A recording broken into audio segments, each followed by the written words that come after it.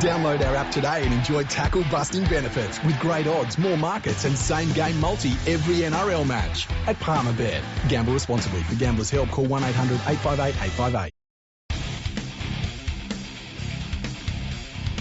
Hello and welcome to episode 423 of Ferg on the Freak. I'm that bloke from Rugby League Project, Andrew Ferguson. You can find me on Twitter at AndrewRLP.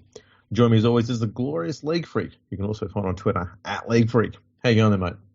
Going very well, Andrew Ferguson. How are you? I'm good. I'll tell you what, I've got some breaking news for you. Mm-hmm. This is going to shock World Cups everywhere in any sport. Mm-hmm. Because the Rugby League World Cup this year is going to have two teams from Scotland. Oh, really? How's that work out? Well, one's going to be more English than the other one. Not much more English, I guess. Well, probably entirely English. The other team will be kind of Scottish. Actually, wouldn't it be funny if the Scottish team had more Englishmen in it than the English team? That would be funny. We need to, you know what, when the World Cup squads come out, we need to look at the England team, the Scotland team, and the Welsh team, and the Irish team, and see which team has the most Englishmen in it. That's a good question. Mm. That's a very good question. Let's see which team's got the most strains in it. Yeah. Out of those four. All right. All jokes aside, England have announced their kit for the World Cup, and it's blue and white. Yeah, the famous English blue and white. Weird, very weird. And because we were looking at it before, the England logo is red and white, and all of the writing on the announcement is red and white, and then the jersey is blue and white. Yeah, it's like they couldn't figure out what the colour should be, and they thought blue. The other weird thing is they've gone with chevrons, not the cross or anything like that, which is also weird. Yeah. There's nothing traditional about this. It looks stupid. And I don't know, maybe Scotland can retaliate and go with red and white on their jumper. Imagine if they did. That would be pretty funny, actually. Yeah. This is so fucking dumb. It's so English rugby league heading into a World Cup, though, isn't it? Well, it's dumb to look at it, but at the same time you go, well, this is the same mob who have got, they've had St. Helens wearing a blue jumper.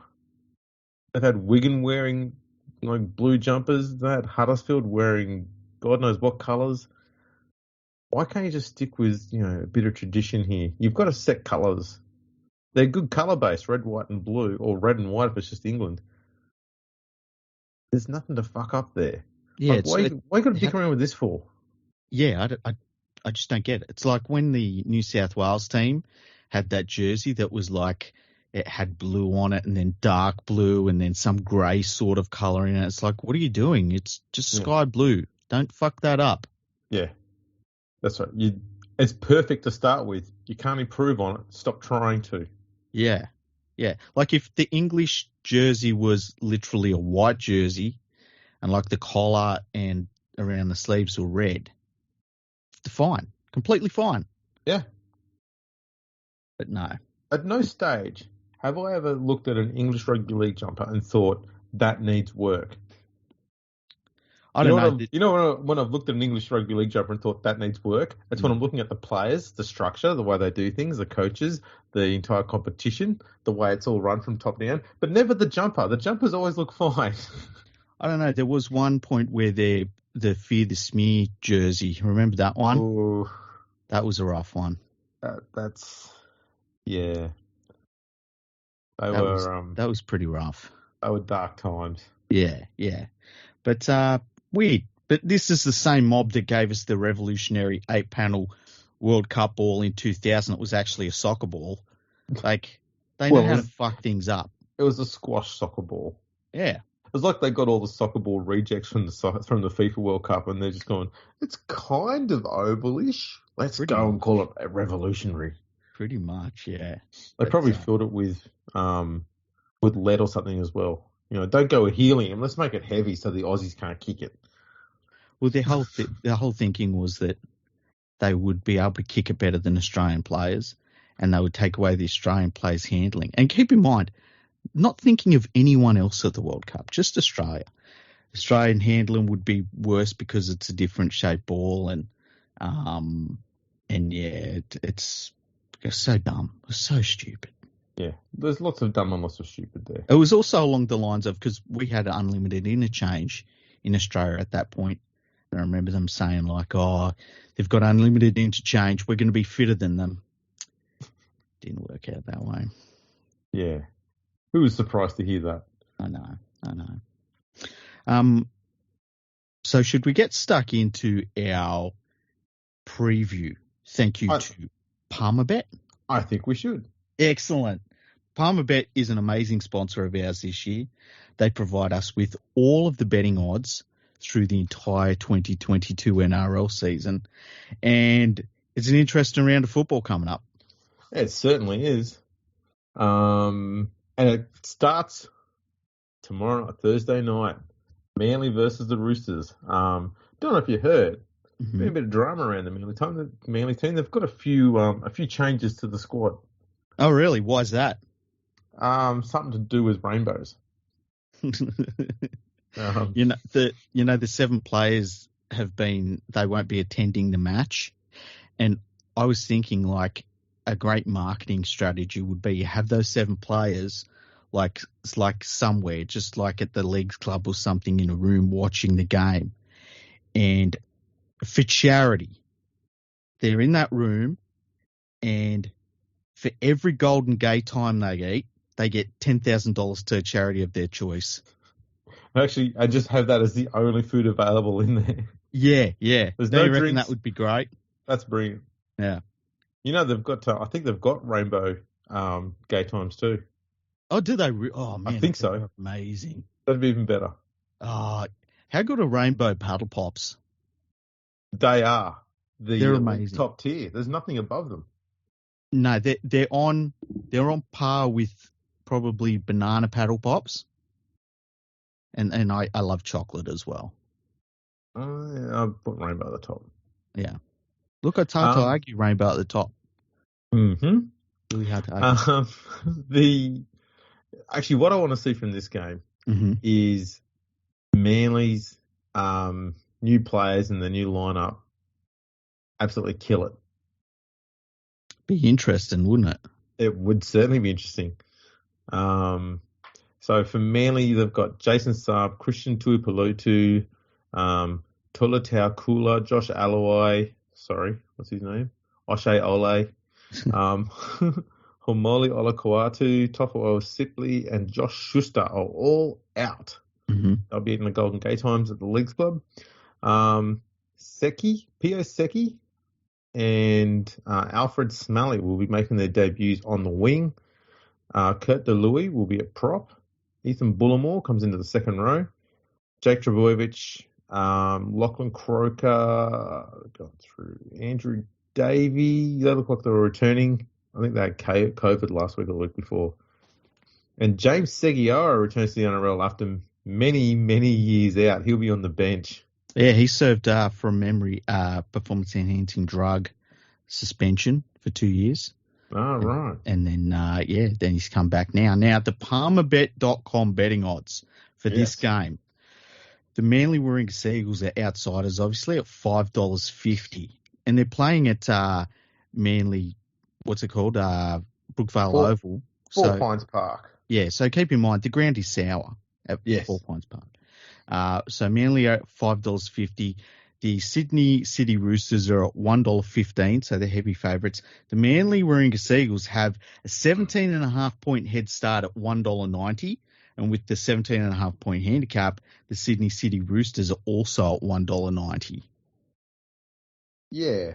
The Roosters' attack would suggest that Manly's price is probably a bit short, but their defence would suggest that it's probably about right. They're still not quite hitting where they need to be in defence too much. They keep sort of dropping in and out of games a bit there.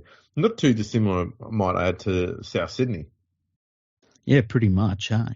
So for the Roosters, Manu's at centre, Hutchison drops to the bench, Collins is back at prop, and Matt Lodge is on the bench. Look, I'm going with the Roosters. Obviously, there's too many changes to the Manly side, but I'd love to see this Manly side do really well. Yeah. Because that would probably force some of those guys who have taken a seat out for reasons. Go with that. For reasons. It might make them regret doing it in the future. Not because of reasons, but because, we might lose our spot here and we might have to go and play Super League. True. By the way, it's women in league round, isn't it? Is it? I'm pretty sure it's women in league round. I've not heard a single mention of that at all. I know, right? Let's double check. Women in league round. That might explain why an article I wrote 3 or 4 years ago for the NRL website's now back on the homepage again. Yeah, there you go. Hang on. What is the women in league round? When? Yeah, that tells us what it is. When is it? When? Harvey Norman Women in League Round 2022. Why is it so difficult to find? Seriously, why is it so difficult? And let's go to the NRL. I was going to say, the NRL are their promotions team must be me. It's just you. Hey? It's just me. Don't worry about it. I'll sort it out tomorrow. Don't worry about it. She should be fine. Hang on, I've got to work out. I'm almost certain it's Women in League Round. Yeah, Harvey Norman Women in League Round kicks off in style. Okay, where'd you find that? That was on the NRL website, and then I went to is that why the NRL logo is purple now? Because apparently that's a girl colour, is it? I guess. So does that mean that the Storm are girls? Storm can be anything they want to be, Andrew. I'm not getting why you'd change it to purple. I think that's the colour they've always used. The thing that I was thinking was like, I think it's awesome that in Women in League Round, the Manly Sea Eagles key spokesman for the week is Ian Roberts. There we go. Just weird. I don't know. What like wow. I don't understand why they did the jersey this week in Women in League Round. I don't get it. I don't know. I'm not opposed to the jumper at all, but that's a pretty good point. That surely they've got a jumper set aside for Women in League Round. I don't know. I hope for my daughter's sake though, the Panthers are wearing their pink jumper. I'd be shocked if they didn't. Yeah, she loves it when they wear that. Yeah. I'm going Roosters here, probably by about 2 converted tries minimum. Yeah, I think the Roosters will smash them. Friday night, Warriors versus Melbourne at Mount Smart. It's a bit of news. Do you want some news? Yeah, give me some news. Tamari Martin looks like he's going to go straight to the New Zealand Warriors in exchange for Reece Walsh, who will go straight to the Brisbane Broncos. Immediately? Yeah. Now, I don't know if that'll be done in time for this game. Doesn't look like it. Yeah, but, and that's a great move for Walsh. I mean, he was, his benching last week was ridiculous. And Tamari Martin has gone from not being in the NRL to he would almost be the number one option for the New Zealand Warriors, not only for the rest of this year, but probably next year too. You know, he'd probably also be the number one option either at fullback or 5'8" or halfback. Yeah, well, you know how the Warriors do things. Like they're a mess of a club at the moment, unfortunately. So he could find himself playing anywhere. So PalmerBet.com, let's have a look at prices. PalmerBet.com has the New Zealand Warriors as outsiders at $4.20 against the Melbourne Storm, who are at $1.23. The New Zealand Warriors have a 12.5-point head start at $1.90. And PalmerBet.com has the Melbourne Storm with 12.5-point handicap also at $1.90. Yeah, now some people might wonder a little bit as to why the Warriors who are not exactly playing any great football at the moment or in any sort of great form, why the Warriors are not, I suppose, at vastly longer odds. Obviously, Melbourne's lost 4 in a row. So that's something that's rare for them. The Warriors, though, they have not so much in the last few years because they've been very, very poor. But prior to the pandemic, even though they hadn't actually had the wood on the Storm, they had always been pretty stiff competition for the Storm, even when they were at their, had a really weak squad. Mm. For some reason, they always lifted for games against Melbourne, and Melbourne found it hard to break them apart, so to speak, and put any decent scorelines on them. It's only been the last few years that they've been able to rack up some big points. We might remember round 7 this year when they scored 70-10. Mm-hmm. This is a very different Storm team to that one that racked up 70, though. Yeah, and I dare say that while the New Zealand Warriors are not terrible, are not great, they haven't got Nathan Brown coaching them, so those giant record scorelines are less likely. You'd hope so, for their sake, especially for the fans. Yes. So just having a look at it, the last time they played at Auckland, these two sides, was 2019, and the Storm won 32-10. Mm-hmm. And then before that, Storm won 12-6 in 2018. Storm won 26-10 the year before that. And 21-14 the year before that. So you can see it's hasn't been constant thrashings or anything like that. They've battled a bit. Mm-hmm. Yeah. But Melbourne, I don't think Melbourne's going to be going out here trying to score a ton of points. Their main goal in this game, more than anything else, may not even be the result. They just want their defence to be better because that's been their weak point for 4 weeks now. Yeah, they've looked kind of shocking at times. And I think that you've also seen with the Storm is that they're a side with so much experience and winning experience that they will be in games and you'll sort of think it's all right, they'll get this under control, and then it's gone. And it's over, the game's over and they've lost the game. And it's kind of shocking when you see that. It's a shame that this game probably isn't going to be like a traditional Warriors versus Storm game, because like when they play on Anzac Day, that's one of my favourite games of the year normally. Oh, yeah. But yeah, it's going to be interesting to see if the Warriors can at least give them a game. Yeah, I think for Warriors fans in New Zealand especially, that needs to happen. Mm. So the last time Melbourne lost 5 straight games was in 2012. Oh, wow. Crap. So in that time, they lost to the Bulldogs 20-4. They lost to Canberra 40-12. Lost to the Cowboys 2016. Lost to Parramatta 16-10, and then lost to the Dragons 26-18. And then they broke it by beating Penrith 46-6. Wow, that's that's so long ago that the West Tigers had only been missing from the finals for a year.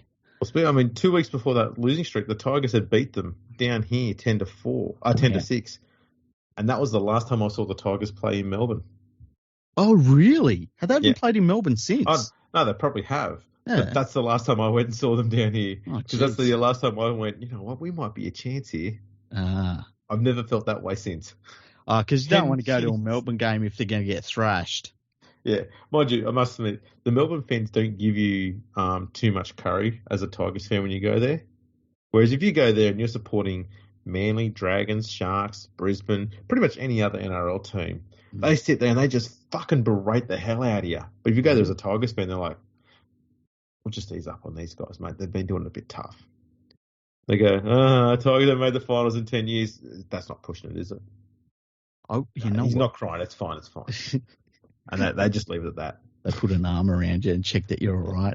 Yeah. I wouldn't like that, hey, if I was getting shit from opposition fans on an opposition ground. Like, I guess to a certain point, like if they're winning and stuff like that, you got to expect that people around you cheering for their team, you know. But if they were targeting you, I wouldn't like that. Yeah. Just checking to see if they'd actually ever lost 5 in a row more than once. Oh, yeah, here we go. 2002. They lost 5 straight there as well. Was that under Mark Murray? Yeah. Yeah. How do I pull his name out of my head and I'll forget players that are playing this week? Oh, mate. With a brain like that, you should be doing some rugby league history.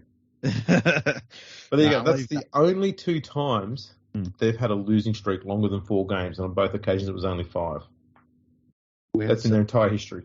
They've never lost 6 in a row. Never lost 6 in a row. That's crazy. Insane. I think Melbourne will win this. I think it will be low scoring. Insane. I'd like it'll be Melbourne winning like 20-6 or something like that. And Bellamy will be, you see he gets really animated when the Storm let in points. Mm. And last week when we saw him in the sheds, he was just quiet. And I went, oh, that scares the shit out of me. He wasn't being animated. He wasn't yelling. He wasn't doing anything. He wasn't spitting fumes. He wasn't pacing around the box or anything like that. He wasn't slamming shit. He was doing nothing. He was just sitting there. To me, that was a sign that maybe he thinks this team doesn't have it. Because he goes off his head when they're in it. And to me, when I saw that, I was like, is he a bit resigned to this team this year just doesn't have it?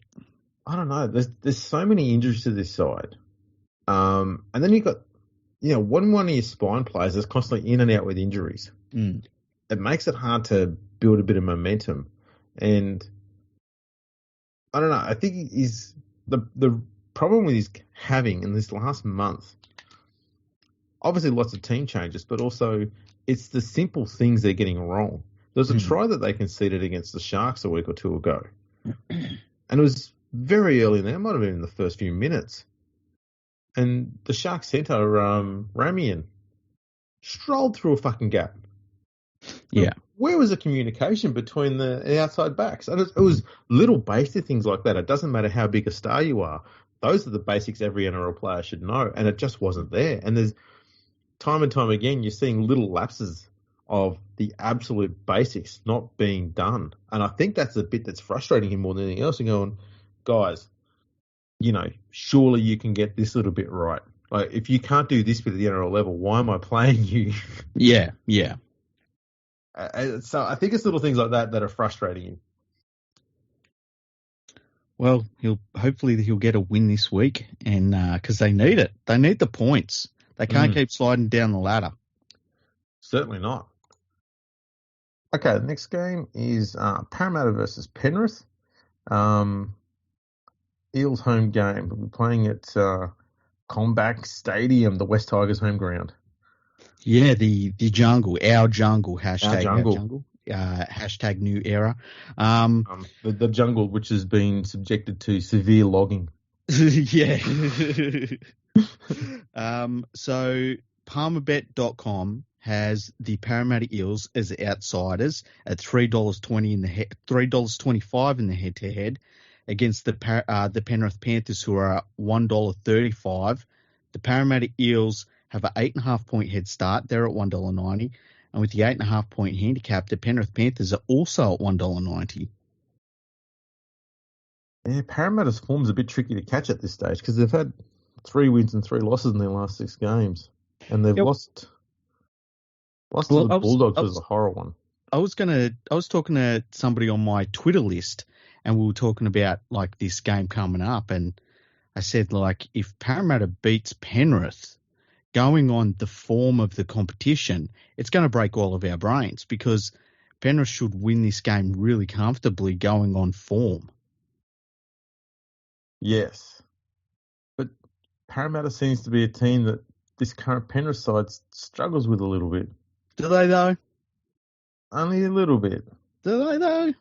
I think last year they had a 1 point win over them, and then they flogged them later on, and then a 2 point win in the finals. Yeah. This year, they beat them every game last year. Yes. Yep.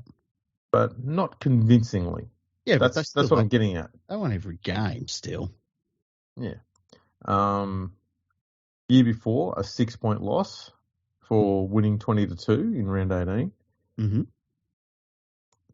This is a team, mind you, that this Penrith side have only lost 6 of their last 68 games. So to have 2 of those, 33% of those games coming against the one team, kind of makes them a bogey team in some sense. I guess it's as close as you get, isn't it? At this rate. And they lost that game earlier this year, and that was a really disappointing loss for the Panthers. I expect this game will be very different, though. Even though they're missing Jerome Luai for a number of weeks, he's going to be out until probably on the eve of the finals, just about. But I have a feeling that it's going to help the Panthers attack in a weird way. Yeah, I don't think Luai is going to be as huge a loss as some may think. Especially when you put O'Sullivan in there. Because I'd probably argue he's got a better kicking game than Luai does, which takes a bit of pressure off Cleary. Which, not that he's got any pressure on him, he can handle it anyway. But to have him with less pressure on him, I think that kind of opens him up to become an even bigger threat. Yeah, same here. And it's going to be interesting to see how this plays out, because if the Panthers' attack looks better without Luai out there, then the Panthers are going to have to start thinking about their lineup. And, I've talked about it a little bit, that I think that Cleary has more pressure on him because of some of the deficiencies in Luai's game. And we're going to see what happens now when he's got a different halves partner. So that's going to be really, really interesting. Against this Parramatta Eels side, look, their form is not great. I think that a lot of teams have worked them out. I think that if they get battered by the Panthers in this game, that it is going to be a real hammer blow to them and the way they feel about themselves heading towards the finals. Because at the moment they're playing like an also-ran. They're not up with the top teams so far this year. They're like in the Manly sort of region of top 8 teams where they're not a threat for the premiership. Yeah, they're doing what Parramatta does. It's the back end of the season, so they just disappear. Yeah. If they're going to get their season back on track, it has to be this game. And all jokes aside, Gutherson and Moses need to pull their fucking fingers out and have absolute world-class games, because both of them have been too inconsistent and dragging their feet too much in the last month and a half. That's not good enough. If you want to be playing finals football and successful in there, this shit's got to be every week, not every second week, not when you feel like it, not when, you had an extra hour sleep. I don't give a fuck. Gutherson's had a few shockers in the last few weeks. Moses has been quiet some of these last few weeks. If they're dead serious, pull their fingers out and fucking rip in and be everywhere. That's the only way they're going to get out of this mess, and start throwing something different. This is the problem they got. Their attack has become pedestrian. Do you think a pedestrian attack is going to be a single threat to the comfortably the best defensive team of the last 2.5 years? Of course not. Look at the Sharks attack. It comes at you in so many different ways, and it threatened Penrith for 40 minutes. 40 minutes it threatened them. Yeah. How long is the Parramatta one with kick to the corner? How long is that going to last? 3 sets? Whoopee. Yeah, and it's the Panthers, we've seen games between these two teams where the Panthers have just shut down the Eels for the whole 80 minutes. Like I was at one game, I think it was last year, where there was just not a moment where the Eels were involved in the contest at Penrith Footy Stadium. And, if they do that while they're at Parramatta Stadium, while Parramatta's in this form, it's going to be a rough one for the Eels to get out of it mentally, because I really do believe at times the Eels have, and weirdly, I think the Eels have sort of rated themselves and have thought, we're like the Storm and the Panthers. And to be fair, they are, except for the part where you actually win something. So, I don't know. I just look at this Eels team and I just think that when I look at where they're at now, all I keep thinking of is this is what happens when you commit to people within your organisation that have not achieved anything at the highest level. You know, when you give your fullback and your halfback between them $2 million, and then you re-sign your coach over and over again, and they haven't won anything, this is what happens. Yeah, it's an interesting one. They've got such a good looking forward pack as far as, you know, different sized bodies. They do, when they're playing well, they run hard, they run straight, but when they're not playing well, they amble. Yeah. That's the difference. Paulo needs to be an absolute wrecking ball in this game, because if he's not, Fisher Harris, we know he's going to be. Mm-hmm. That's the bar. Fisher Harris sets the bar. Paulo needs to match him on that. Campbell Gillard, I've not seen him hit that bar since he left Penrith. But he needs to start running harder. More than anything else, he needs to start running harder. Lane, Papali, especially Madison, they need to be running good lines. Not just hitting the ball up either. Running good lines, different angles, all that sort of stuff when they don't have the ball in hand, and try and break up that Penrith sliding defence and try and make them pause a little bit to try and create some gaps. They're not going to do it otherwise. And the Eels need Dylan Brown to stand up, because he's really been one of the few players over the last month and a half for them that when they've been able to do something, it's been off the back of him playing pretty well. And when he plays poorly, they're out of it. They're no chance. But at the moment, he's kind of spearheading most of the attack because Gutherson and Moses have been so inconsistent. Yeah. So he's had to be rock solid the whole time, but he needs support from the rest of his spine. And further on, if Moses needs motivation, mate, you were called a myth by Paul Crawley, for fuck's sake. How much more motivation does a human need? Exactly. But yeah, Penrith should win this 40-0. Yeah, I wouldn't be shocked if it was one of those games where, and we haven't really seen too many of them out of Penrith, where, because they're such a young team, where it's like, oh, you think you're as good as us, and they just put one on your chin. The Storm are really good at that. Yeah. It's I think this year, though, Penrith have been, when they've got to that point where they look like they're about to smash something, they've either had a player get injured or they've come up against a strong team. And so they've never really been able to generally come out and really open up the taps too often. Saying that, they have scored, three scores of 40.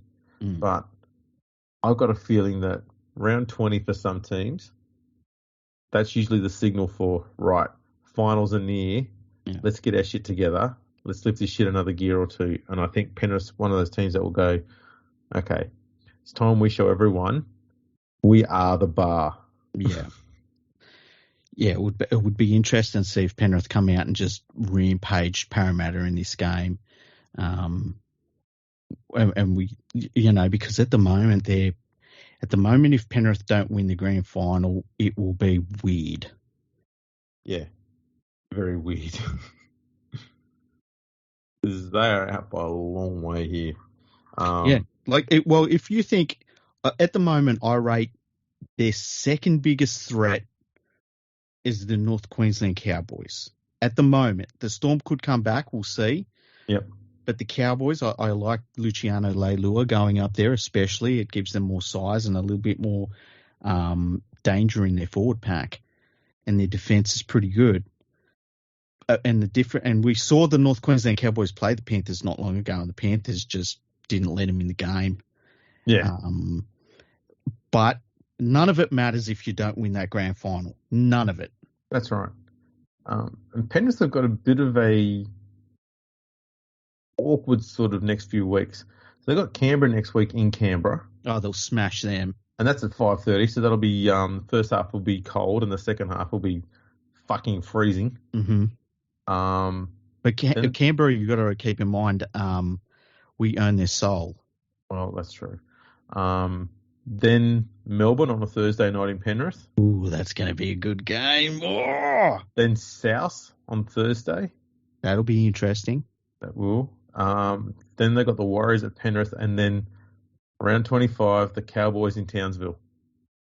Oh, wow. So it's going to be hard for them to, if they start getting into red hot form, it's going to be hard for them to maintain absolute stunning red hot form because they're going to have a pretty solid defensive unit in the Storm up against them, and then the week it's going to be a very good attacking side in South, and then you got the whatever the hell the Warriors turn up with, and then the Cowboys at the end. So they're probably going to look at this game and go, we need to put our foot down and start making this shit click. And that's why I think this will be the week where they'll rack up a big win.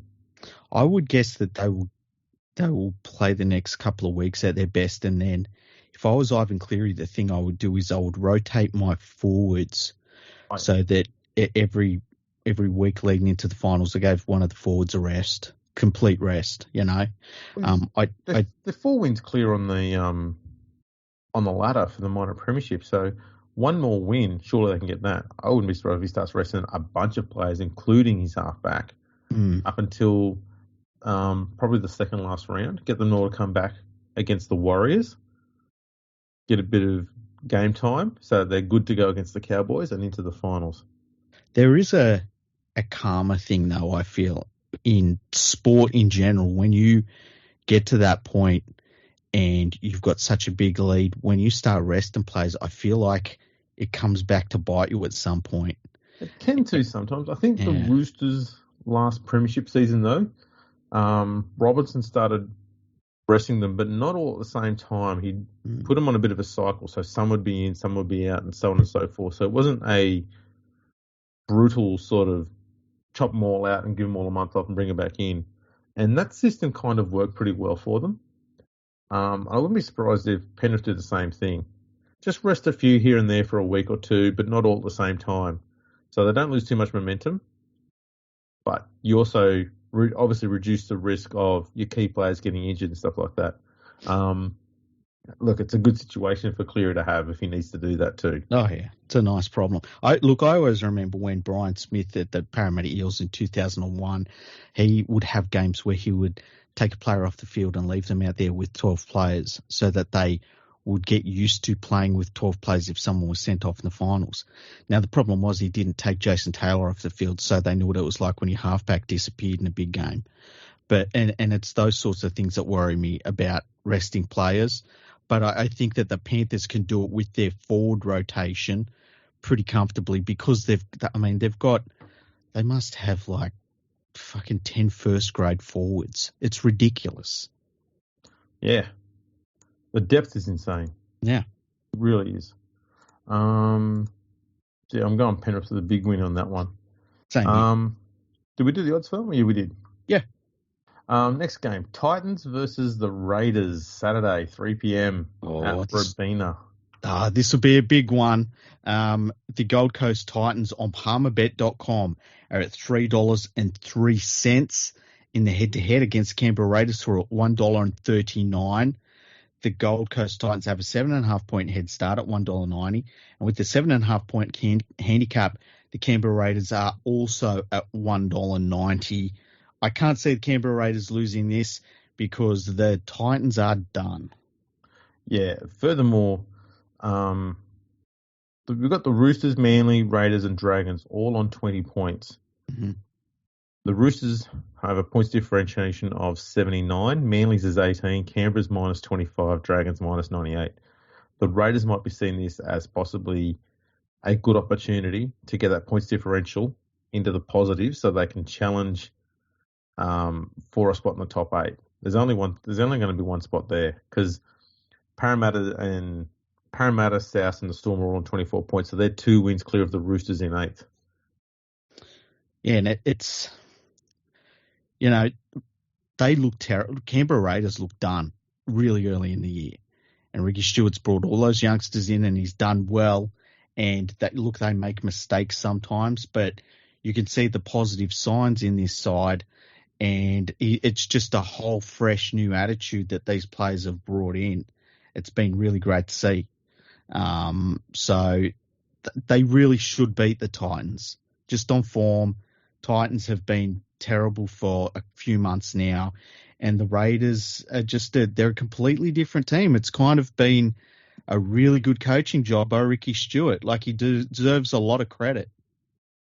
Yeah, he certainly does. He's got them back playing some decent footy in the middle of the field, which is that's their strength. That's been good to see. See, I wouldn't be surprised if Canberra comes out and they do start to click in attack and they put the sword to the Titans to help their points differential, but also, a little bit of a help to the West Tigers, given they screwed them over in the 89 grand final. Oh, jeez. They'll never repay that debt. But, they can do favours every now and then, because if they smash the Titans by about 50 odd, then the Titans will go to last. Yeah. I was going to say, who do you think deserves a wooden spoon? But Tigers. It's hard to go past the Tigers. Anyway, next game. Let's look at the next game. This is going to be very good, this one. Sharks versus the Bunnies. So on palmerbet.com, the Sharks are favourites at $1.71, while the Rabbitohs are at $2.15. The Rabbitohs have a 2.5-point head start at $1.90, and palmerbet.com has the Cronulla Sharks with a 2.5-point handicap at $1.90. I've gone the Sharks in this one. I'm going the Sharks in this one as well. The Bunnies' defence is still too questionable. Mm-hmm. This Sharks attack, as we saw against Penrith, if they can break apart that Panthers defence for 40 straight minutes, they can do it to any other team for a lot more than that, and that's all they're going to need is an extra 40, another 20 or 30 minutes doing that. I also like the defensive structure the Sharks have got going at the moment, because they frustrated the Panthers as well. Yeah, for sure. And the thing that got the Panthers the points was just the relentlessness of their defence. It wasn't like the Panthers eventually broke them down with some, really good attack. No, that's right. It was literally frustrating them through rock solid defence, which is what they do a lot of. Yeah. So I'm going the Sharks in this one.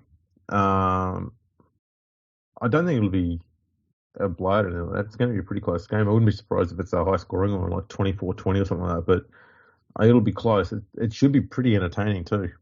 Yeah, the only reason I would see the Rabbitohs winning is if Latrell Mitchell just decides to go on a destruction of an opposition team, which is one of the few players in the league that can do that.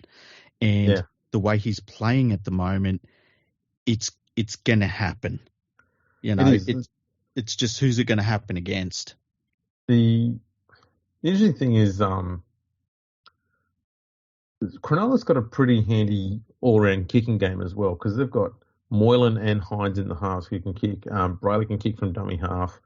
So that means there's and then they've got Wade Graham as well, who's got a very, very good short kicking game.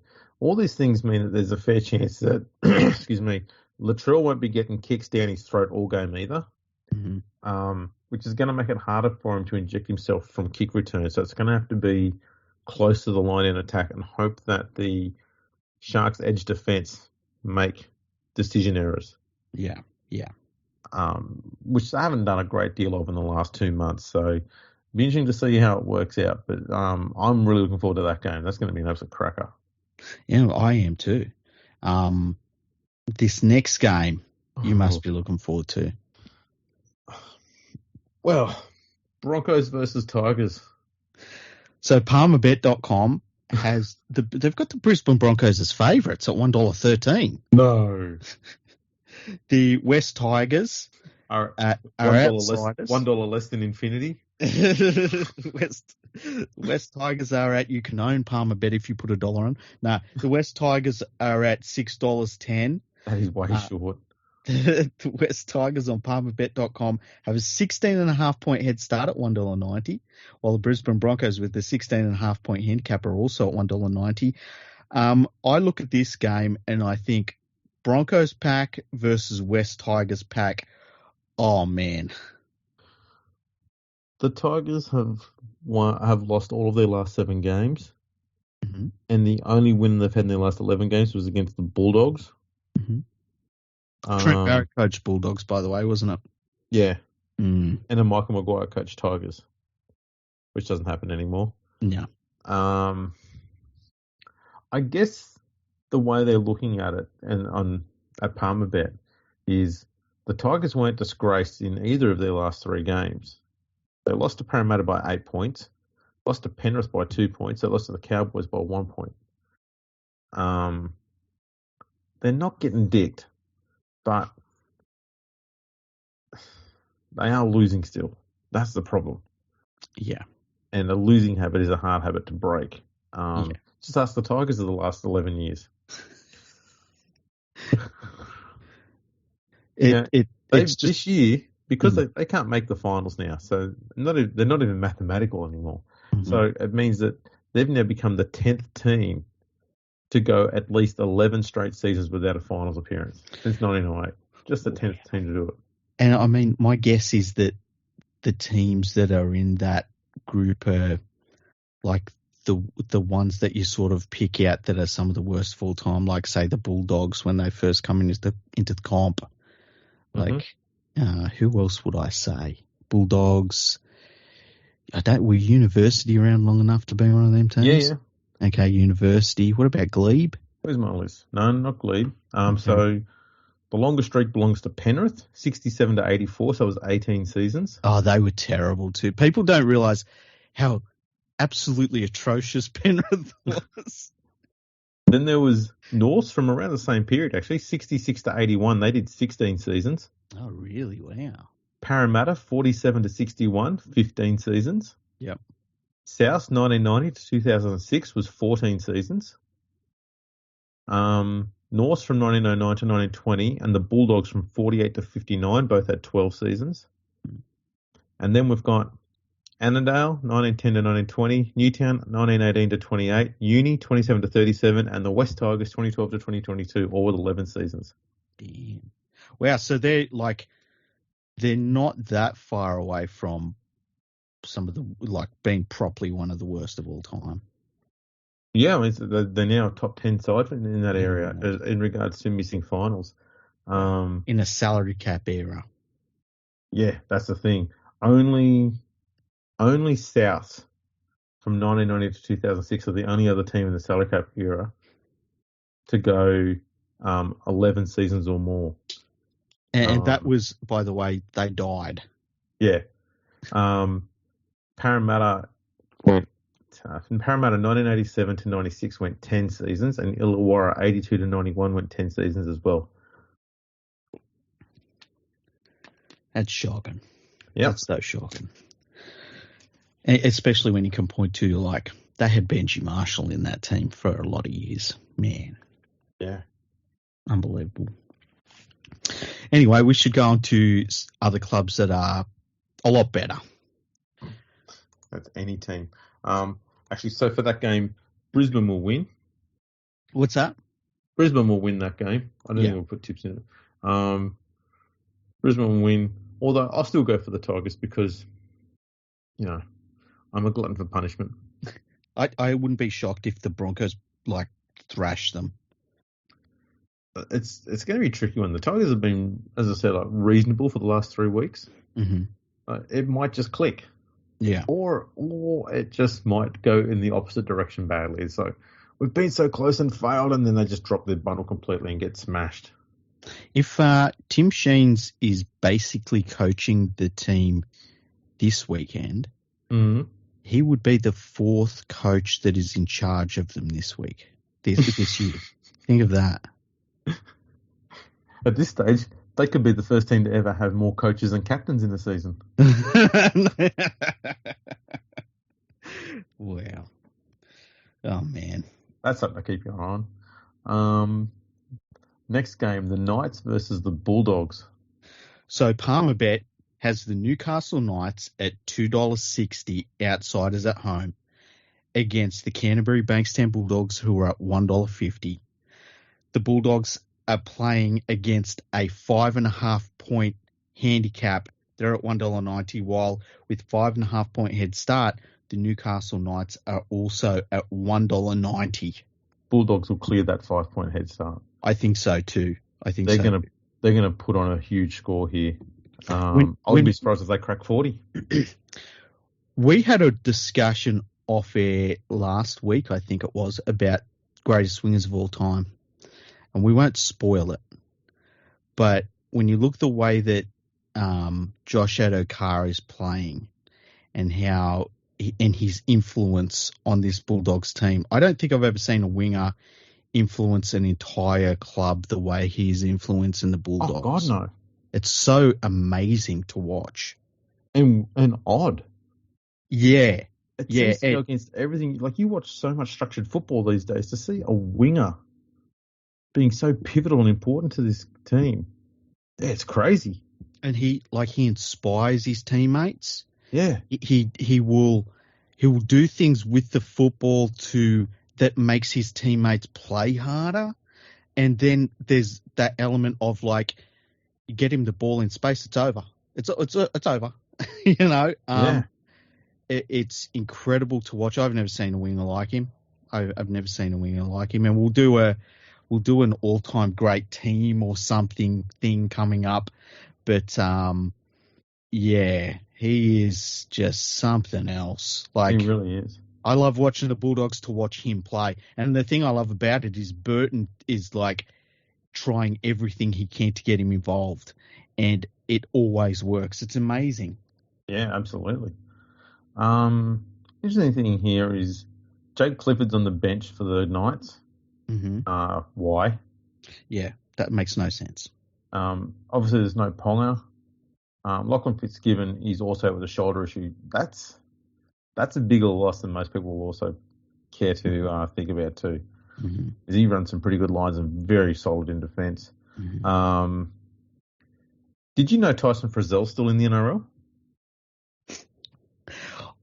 It's funny. I did. Oh. Because every time I see him playing, I'm like, oh yeah, that's Tyson Frizzell. Yeah. I must admit, I thought he was going back to the Welsh leagues. Yeah, the Welshman, Tyson Frizzell. Oh man, I hope he plays for Wales in the World Cup.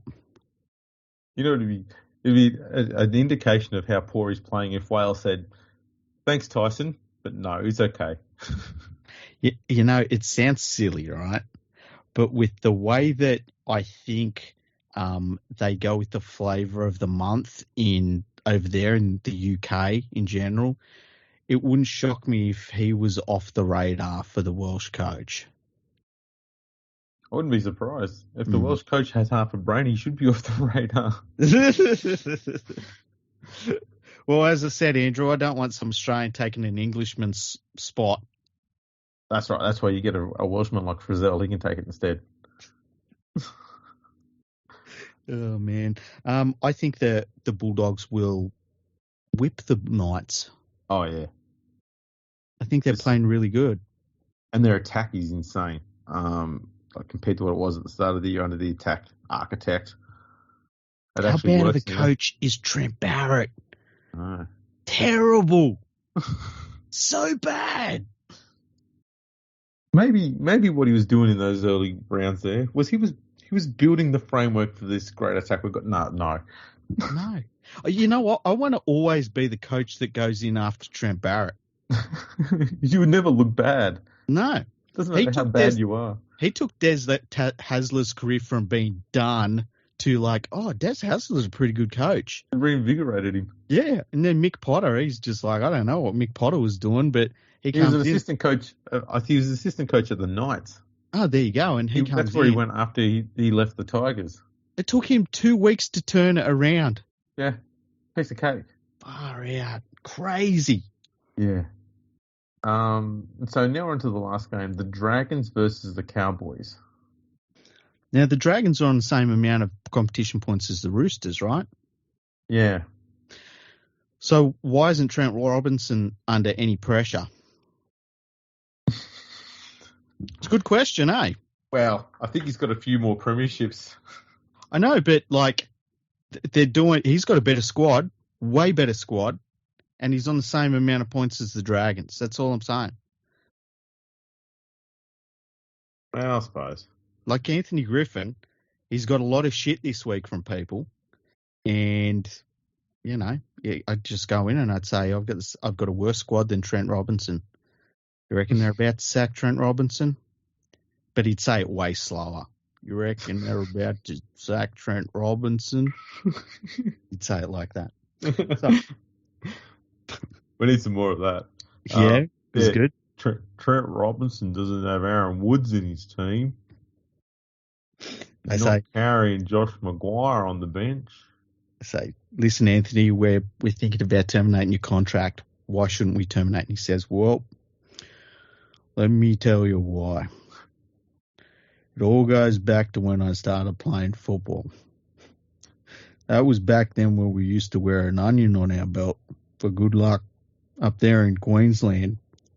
Anyway, when I started playing football, and they're all asleep. Everyone's asleep. Okay, so PalmerBet.com has the St. George Illawarra Dragons as outsiders in this game at $3.03, while the North Queensland Cowboys are at $1.39. The St. George Illawarra Dragons have a 7.5 point head start at $1.95, while with the 7.5 point handicap, there's been a little bit of money for the North Queensland Cowboys at $1.85, and I can see why, because that is juicy. Yeah, and I think if the Cowboys were playing nearly any other team in the comp, except the Tigers this weekend, I'd say that they'd probably lose because their defence last week was, for too long, utter dog shit. Mm. When you let the worst attacking team in the comp put 26 points on you, that's alarm bells. Whether you win that game or not, that's alarm bells. There's something inherently wrong with your defence to let that happen. And let it be known, the Tigers' goal kicking was pretty poor in that game, so a lot of those points came through lots more tries. Mm-hmm. Their defence was bad. The thing that saves them this week is they're against the Dragon side that have Moses and By at fullback. Yeah, and I mean, he's not known for his attack. Or catching. Anthony, there was a thing where they had two of their assistant coaches, the Dragons, Peter Gentle and Matthew Head. I think they were going to get rid of those guys, and they offered to release them, and I believe they turned that down. And Anthony Griffin, when you think about it, at the Dragons, he's had a lot of different assistant coaches. It's kind of weird. Well, he was probably telling them, about the game plan, and they just fell asleep, and they thought they died. Had to get some new ones in. Got an idea, boys. Sit Gather down and have a listen to what I'm thinking about doing. Pull up the stump. Here's my plan. Where's my whiteboard gone? Okay, is this a whiteboard marker or is it a permanent marker? I don't want to make it permanent just in case the plan changes. Change is important. Have I ever told you all that? Hey, Matt, why are you snoring? I think we broke another one. Oh, shit. Anyway. You could do an entire podcast like this. I know. It'd be so awesome. But I want to do a podcast as Anthony Griffin, and I want to do one as Randy Savage. Don't you think that'd be great? That'd be fantastic. You can be Randy Savage talking to Anthony Griffin about rugby league tactics. What could go wrong with that? What do you think we should do on the weekend? Well, I got an idea in me. Slow down, mate. Slow down. Oh, shit. Yeah, look, Cowboys, I think, will turn it around. I think they had a bad week last week. They still got the result. Well-deserved result as well. And, I think they'll put one on the Dragons. Yeah, I think they'll probably have... I think Peyton will be less worried about them scoring points and more about them trying to keep the Dragons scoreless. Yeah. Because he did seem rather pissed, I think, with his team's defensive effort last week more than anything else. So I wouldn't be surprised if that's his focus here is... let's try and shut these bastards out. Yep, 100%. Which basically means getting Nanai and Gilbert to just run hard at Ben Hunt all fucking game. That's what will be happening. Poor Ben Hunt, hey. He plays his ass off for that Dragons team. But you also know if you take him out of that game, you take him out of the equation, they've got nothing. Yeah. Oh, yeah, they'd be, I dare say they'd be in the bottom 3. Yeah. He's carrying them so goddamn much. Yeah. He deserves better. I don't know if you can hear it. There's a helicopter flying around outside my place. Can you hear it? No, I can hear my baby boy snoring though. Oh, can you? There you go. Maybe that's got my attention instead. Probably. Anyway, it's been a good episode. It has indeed. Yeah. Any other news that you want to talk about? Not that I can think of. Any emails? No, there hasn't been any emails. I didn't check. I'll check for the next episode. Let them emails accumulate. Send us some questions. Put in your email thing, podcast@leaguefreak.com. Send us any questions about anything. Absolutely anything at all. We'll answer it. Yeah, we will. Watch us answer it. We will answer it. We're good like that. Even if we don't know the answer, we will answer it. Oh, we'll give you answers. Don't you worry about that. We'll give life advice. Yeah. We will give financial advice. We will give like personal advice, love advice, Cooking advice. Cooking advice. Just go to a Porto. Don't worry about it. That's right. That's right. We can fix all your problems. Pretty much. Tell us your problems. We'll fix them. Hey Andrew, if you're going to have a rugby league website, what would you call it and what would it be about? Leaguefreak.com, where I could sit there and bitch and moan about every fucking prick in the game. Oh, nice. That sounds like a good idea. Mine would be probably some sort of rugby league project, and I think I'd make it statistics based. Nice. Yeah. I like stats. Yeah, stats are pretty good. Although I like your idea about just fucking having a website where you just get pissed off and write about stuff. I think that's pretty cool too. Yeah, it is a good outlet to have. Yeah. People should check out both those websites because they're fucking amazing. I reckon. Where can people find us on the interwebs? On the interwebs? Yeah. Well, there's rugbyleagueproject.org and there's leaguefreak.com. Mm-hmm. And we both have Patreons. There's links on our website, so you can go check those out. Not going into those too much because, cost of living pressures are pretty high at the moment. So, you only do what you can and if you want to. We're not going to pressure you yet. No, it's all good. Also, you can check us out on the socials on Instagram and Twitter at FergoFreakPod. That bloke over there is on at League Freak. This fella over here is at Andrew RLP. We're also on Facebook, LinkedIn, YouTube, MySpace. If you think we should be on any other socials, let us know, and we'll get an account set up, and Nadine can always sort it out. Yeah, she loves that sort of stuff. I won't do TikTok though. No, we'll get someone else to do that. Yeah, I'm not doing TikTok. That seems like a load of shit. Yeah, agreed. We could just have like snippets of this episode on there, and just have a video of some like two monkeys throwing poo at people or something like that. That'd be funny, or two kittens wrestling. Yeah, do that. That'd be awesome. Yeah, and just us talking over the top of the two kittens wrestling. Yeah. Completely unrelated content. Mate, we're on a winner there. We need to set up a TikTok account. Yeah, it sounds like a good idea. I'll leave that with you. Yeah, that's about it. You can also check us out. We've got a website for the podcast, Freaky. Yeah, FergoandTheFreak.com. That's brilliant. Check that out too, people. Subscribe to us, like us, retweet us, all that sort of shit. That's fantastic. That's your homework. Go to your podcast listening app. Give us a review. Give us a 5-star rating. Ask us stuff. Tell us stuff. Say stuff. We don't care what. Just leave a review. That'd be awesome. We can read it out. We put all the reviews up on the website as well. So, make you famous. What more could you want? Exactly. And it's all for free. We provide you free content. Free fame. Bloody hell. You don't get offers like that in Hollywood. Wow. Well, you do, but then let's move on.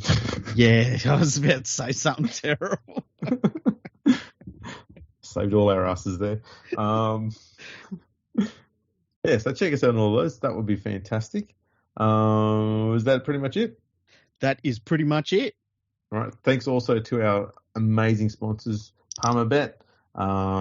Check them out and all their odds over there at palmerbet.com. And always, gamble responsibly. And we'll catch you all next time. Palmerbet with the big don't argue. Punters will love that. Download our app today and enjoy tackle-busting benefits with great odds, more markets and same-game multi every NRL match at Palmerbet. Gamble responsibly. For Gamblers' Help, call 1-800-858-858.